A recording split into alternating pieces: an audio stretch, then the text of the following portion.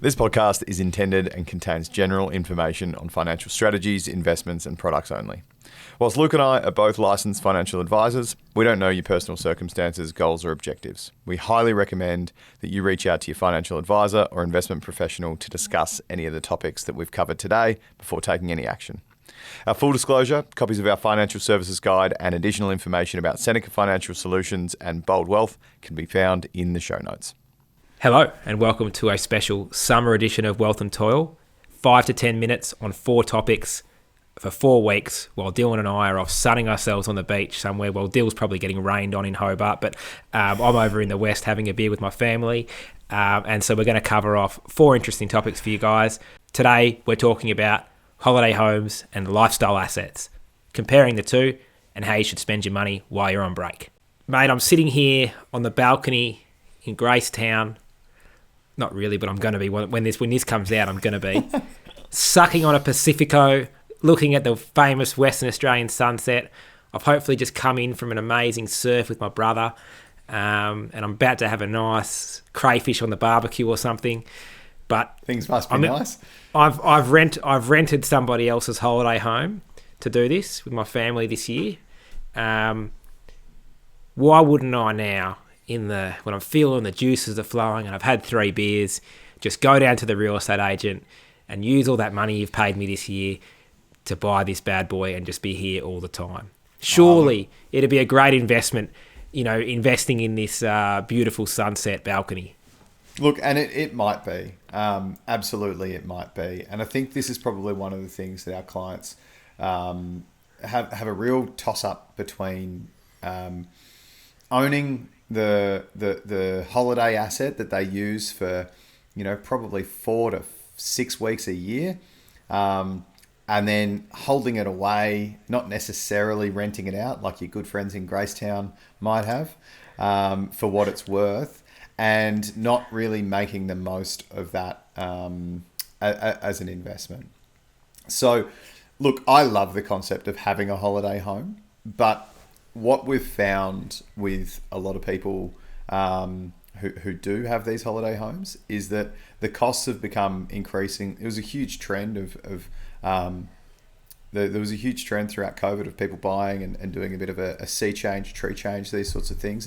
And that led to a large rise in prices. That's obviously great if you already had a holiday home and you were able to experience that. But one thing that I would sort of suggest is you have to look at it in terms of where you're at in life and also the opportunity cost of the asset that you hold. So one common comparison that we use is we say, okay, well, if you want to buy a holiday home, and let's say it's going to cost $1 million, right now it's going to cost you probably between $75,000 and $80,000 a year to service. 6%, $1 million. Oh, let's assume you got to. So maybe more like $70,000 a year. So 6%, $800,000 plus costs in mortgage. That's a very large amount of money that you could otherwise be spending on a holiday in a different location every single year. Now, of course, if you want to rent that place out, you can create an income from it, and maybe it can offset some of those costs. But of course, you're going to be taxed on that income to a degree. You can then claim a portion of the interest cost as a tax deduction. So you can make these things work for you, but it's still going to end up in a pretty significant deficit. You've got Airbnb fees, you've got cleaning fees, you've got randoms living in your house. I don't have a holiday house. I do live in a sort of a holiday town, and I do a bit of my holiday house is in Melbourne. That's kind of how I think about it. Yeah. But I don't personally see the investment case. Now, if it is I think of it as buying a fancy car or a fancy watch. If you're rich and it's what you want to do, you want to spend your money buying that, and you know what it's going to cost you every year, and it's not a problem, go for it. But if you're kind of aspirationally rich and you're kind of like trying to get ahead, I don't necessarily think, a holiday house is the best use of your capital. And I certainly don't think that it necessarily adds a significant amount incrementally to your lifestyle rather than just blowing that money on sick holidays every year like Claire and I do. Well, that's the big point. So the lifestyle choice there is often that even if you do make some money on the property, after you consider all the costs additional to the mortgage, your net loss is going to be in the tens of thousands in a lot of cases. Those tens of thousands of dollars, like you could take $30,000 every year as the difference, and that's assuming you get a good rental right now, as the difference, and go and spend a month in Europe, right? Like, or 4 days on Luke's budget. But you could go to a different country every year for your life and experience that. And of course, the thought that we have, and a really common strategy that we have there is there's still family holidays that can be had at home, and you can rent out for periods of time, Airbnbs and things at holiday times when you want to. And then you can also go on those overseas holidays, create meaningful memories. That doesn't also restrict you from not investing the money that you would have otherwise. So you could take that $200,000. If you want to buy a property, go and buy a really high capital growth asset that's invested, that has a good income. It's basically going to be only slightly negatively cash flow.